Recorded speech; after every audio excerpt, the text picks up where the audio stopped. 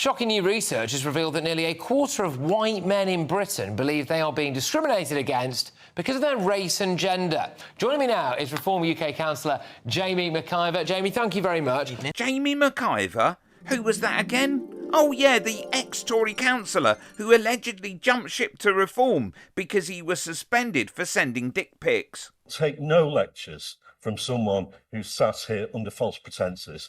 He was elected as a Conservative councillor. He's now representing Reform, and he hasn't had the decency to hold a by-election and has no intention to do so. And if you're really interested in transparency and democracy, Jaymey, tell the people of Ongar why you were expelled from the Conservative Party and jumped ship.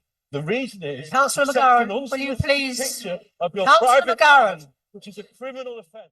Are white men, do you think, a disadvantaged group? I think white British working class men are the most disadvantaged in this country. Anyway, back to this ridiculous segment trying to say that white men are actually the group suffering the most prejudice in this country. Now experience high levels of irony as the type of prejudice supposedly suffered by white men could easily be applied to women and people with darker skin. I think that is evident in so many ways you look at it.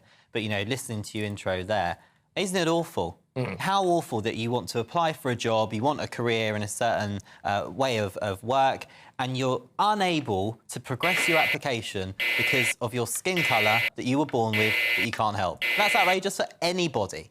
But the fact that it can happen specifically to one group of people, it is extraordinary. What do you think about the self-censoring there? Because the implication there is that there's a cohort of white blokes who think certain things but are deliberately not saying them because they're worried that they're going to be cancelled, sacked or cause offence. Well, I think this is a part of a bigger problem, actually, with free speech in this country, quite frankly. Now listen to this frankly ridiculous example where Jaymey basically describes people wanting to be racist and sexist but feel that they're having to hold their tongues. Listen, you still have a right to say those things, but the result might be that people think that you're an arsehole. That's the consequences of your actions.